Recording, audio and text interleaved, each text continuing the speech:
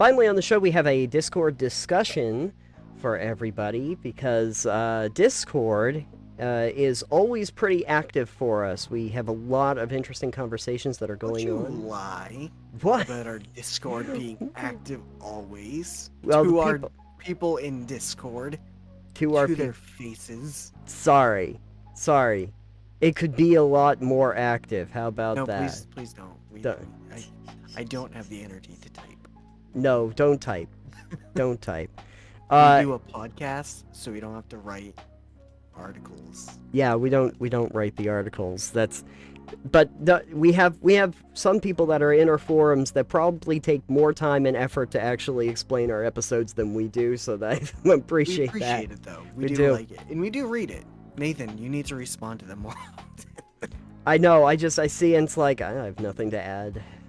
Most of the time it's like, I have nothing important to say here. You're like, we already talked about this. I have no opinions further. I'm mostly of the mindset, it's like, oh, that makes me sound way deeper than I am, but okay, let's go with it. But during a recent discussion we had on the show where we were talking about, like, what it takes to get into combat. That was something that David had brought up. At someone's throat. That too, but that maybe you don't have to initiate combat, and that it's two different things altogether. Basically, when you're in combat, whether or if you're in, basically a scene, social scene, when it comes to D&D. One of the things that came up in the meantime, where we were trying to suss out exactly what the topic was the discussion of like a structure for your games. And so this is something that got discussed by a whole lot of people. One of the examples that got used, and I think we'll just jump off of this, was actually from Helicity, that actually had something from Blades in the Dark.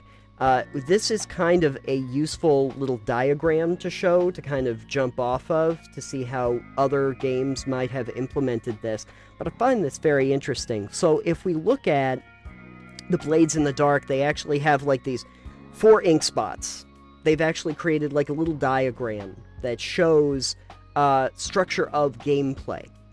And so I'll just kind of explain that for people real quick, and then we'll talk about how it equates to other games that we've played.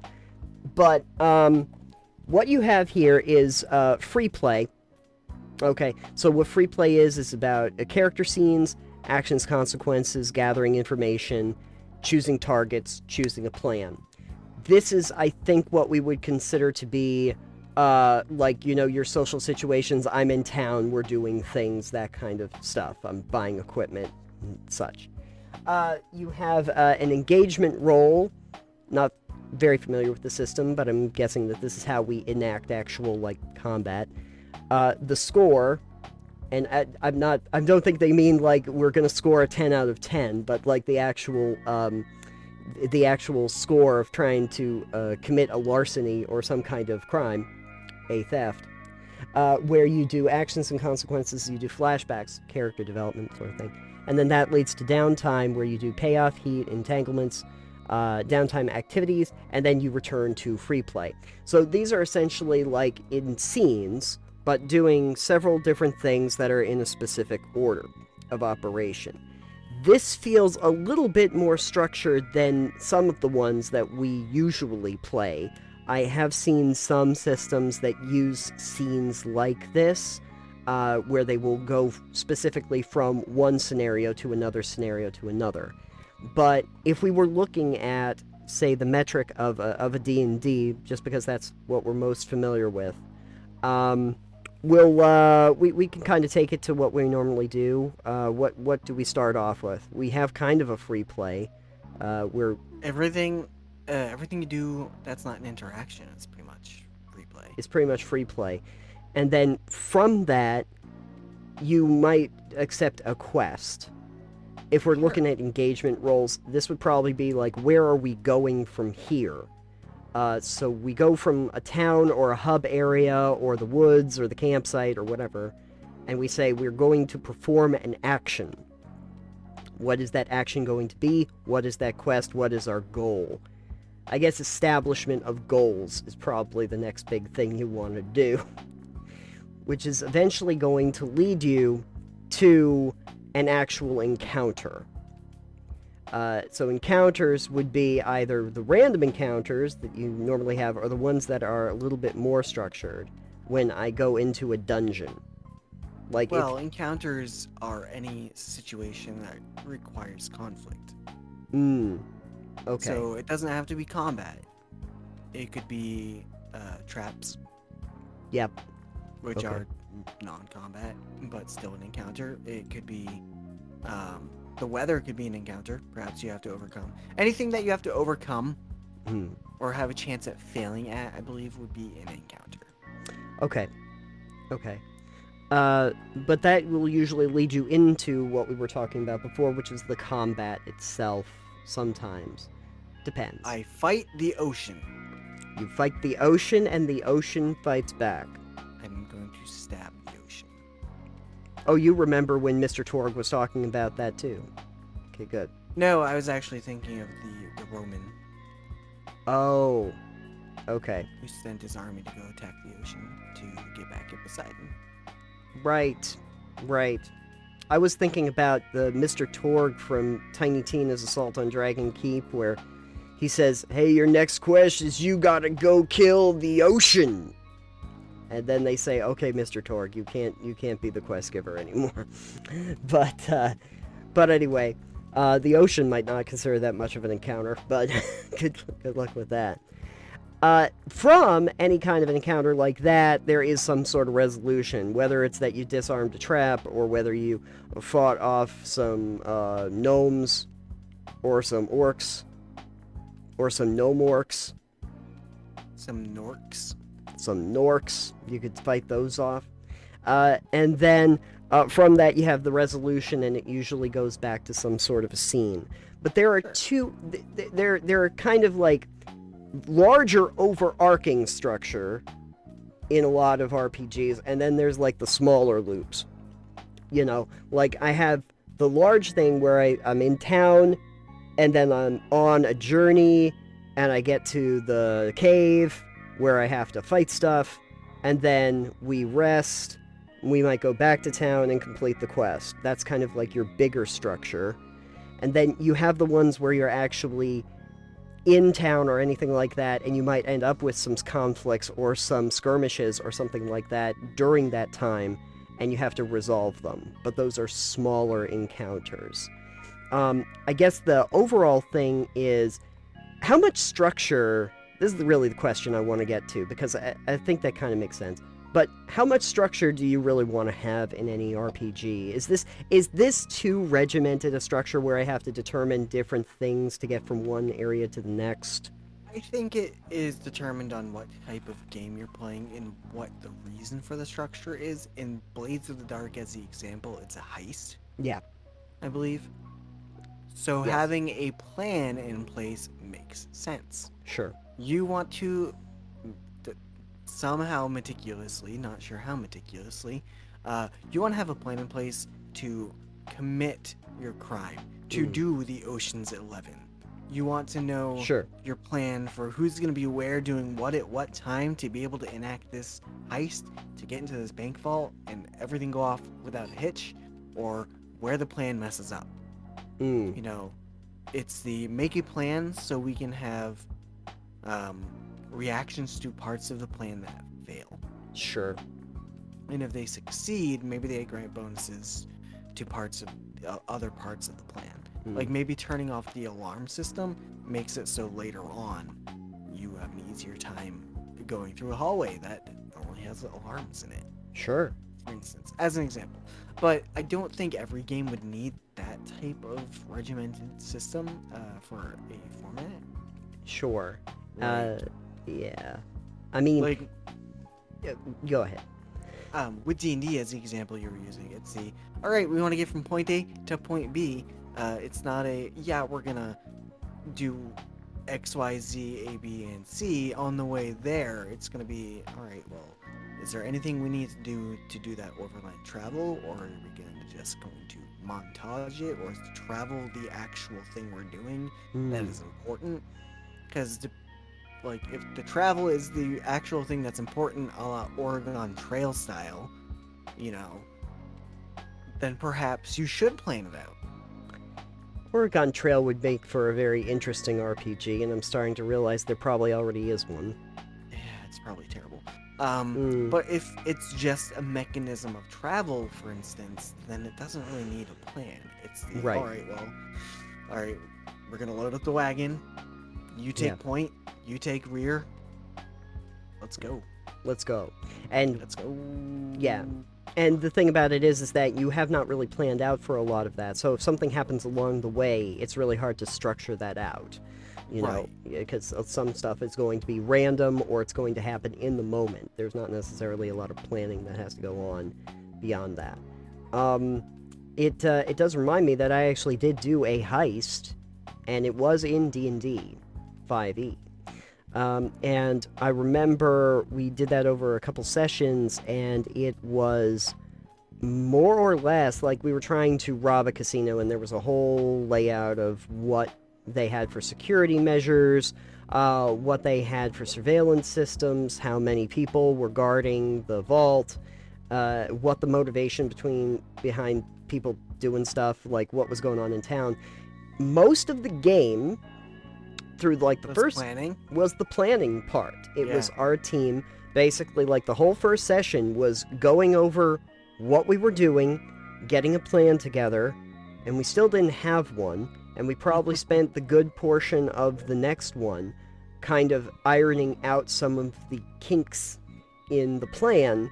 And then the actual part where we were in the casino was where we got to implement the plan badly, and everything went real off the rails, and we pretty much just ended up with just a cluster of stuff going on at the end, which I do have to say I probably contributed to more than normal because I figured that this plan seemed like it could go really wrong really quickly. And so I thought to myself, well, maybe if I hire a bunch of these little urchins to set off like a big like smoke bomb explosion in the middle if they get the code word, just so that I can backup plan if we need to escape or something goes wrong. I just a giant loud ass, just a big explosion outside, and it blows things up, and that's gonna be a big distraction. And of course, as they're about to get caught, or they wind up in conflict down with a giant scorpion bot or something like that, I was like, well, here's the call. We've both played a bit of Cyberpunk, Nathan. Yes. And the heist goes really well. Right up until it completely fails because something unexpected happens. Yes. Spoiler. It does. Spoilers, don't worry about it. It's not early. Well, it's also very early in the game. But but basically you need to know that the story pretty much revolves around the fact that the heist did not go very well. It was going really well right up until the point where it stopped going really well. Where it didn't. And it, Mm-hmm.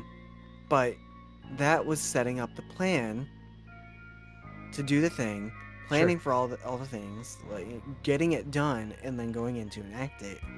But then you have to deal with the fallout of things that you did not foresee happening, could not plan for. Mm-hmm.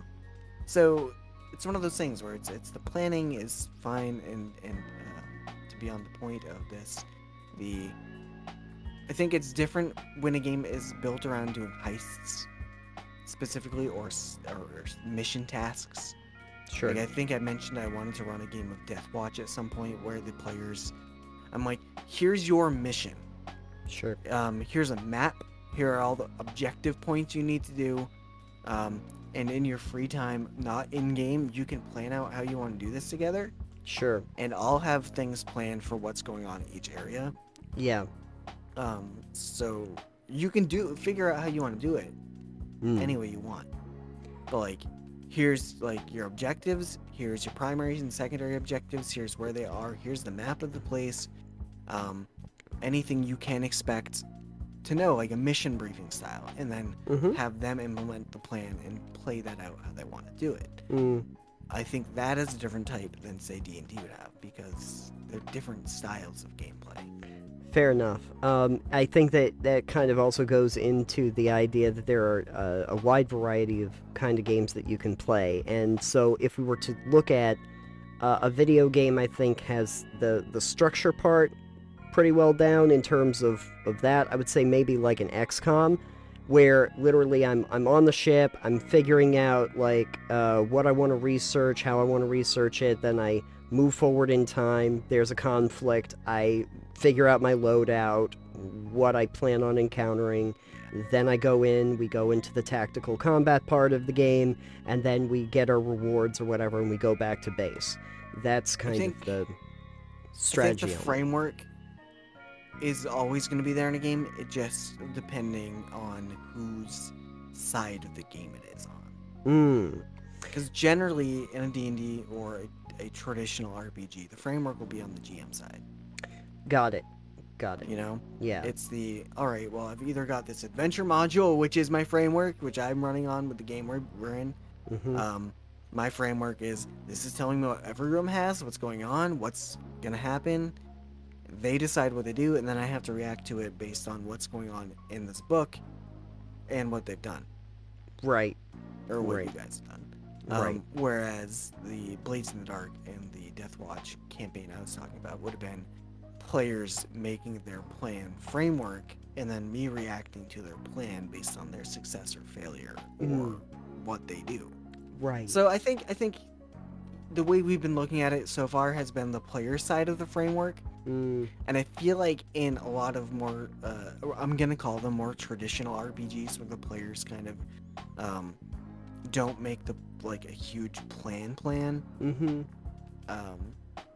Most of that framework is on the GM side. But if it's an open world type game and you can do whatever you want, then the players are going to have a lot more of their hands in the framework of what's going to happen.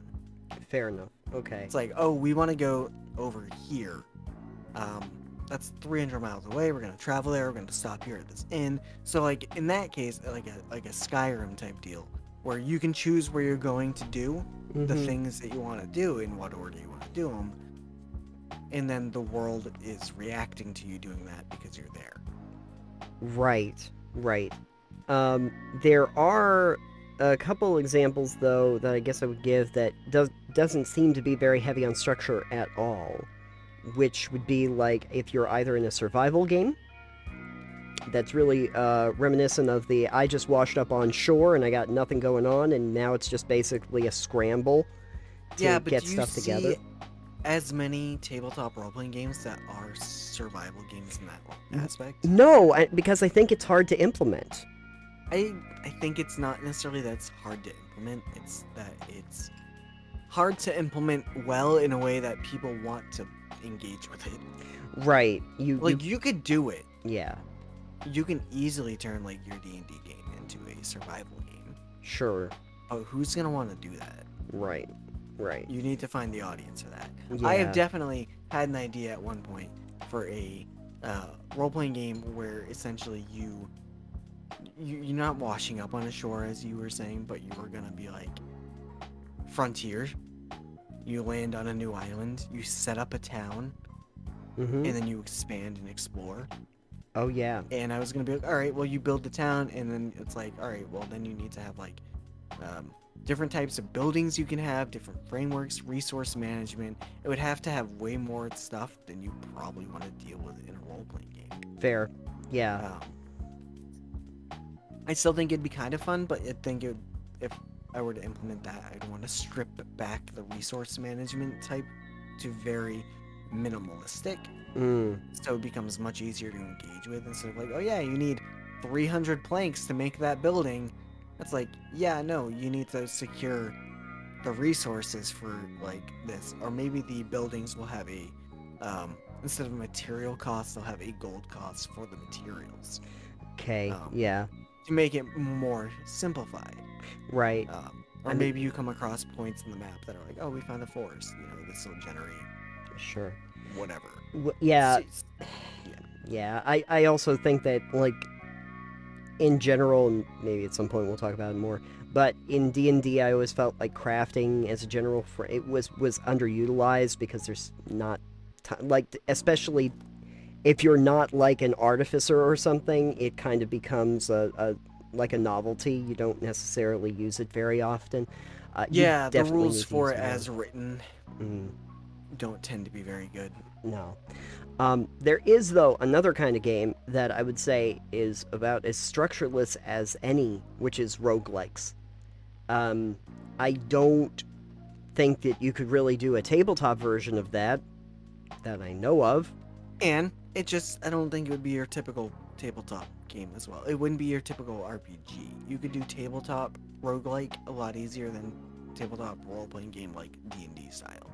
Right. So we'd probably be looking at like probably like a tile game or a card game. I was just gonna say like a tiling roguelike. I think I probably had an idea for that at some point in the past. Probably from playing Curse of the Dead Gods, honestly. Sure. I think I'd mentioned to Ray that it would be really cool to do a tiling game with rooms where it's a roguelike and you had your character sheet or plaque with your stuff. You could get equipment and do stuff from there. Right. Could be fun to make sometime. Yeah, there is a game that I just played a bit of called Guild of Dungeoneering that actually utilizes something to that effect, essentially, where you take your little adventure into a dungeon and then you have cards. You get an assortment of cards and you can use those to lay out new dungeon tiles or monsters or treasures, and then your character moves to whatever it is and fights the bat or the bear owl that happens to be in there. The owl bat. Yeah, there's probably one of those. There's a lot of stuff like that. But something like that, if you implemented it in an actual tabletop system, that would be kind of neat. I can definitely see a possibility of taking a character that actually has a character sheet, similar to a role-playing game, but then implementing the very randomized elements of actually laying down specific tiles and just like not knowing what the next encounter is going to be, what the next room is going to be, and then determining how that, change, what if equipment could be randomized, the whole thing in each single room. But that definitely wouldn't be the kind of RPG that we're normally thinking about. Right. That would be a much faster, much quicker, probably not a character development sort of game in itself. But I think that generally, like, I liked what they did with giving like a graphical overlay for that Blades in the Dark example we were talking about earlier. Mostly because if you're a new player to a system and you're looking at these giant like lengths of text in front of you, your first thought is going to be, well, this seems inaccessible in general. Regardless of how much structure you have in a game, having something that maps out the basic framework does seem to have value. And we had many comments that were basically just about that there is actual value in being able to show very clearly what the structure of your game is, if any, so that people can really get an idea of, we go from here to here to here to here and back, when you get into those moments. Don't always see it with a lot of game books, maybe because we've gotten very conditioned over the course of time to just kind of like know the systems we know. But I hope that in like quick start guides or in demo adventures and stuff that they're really trying to lay that part out for people.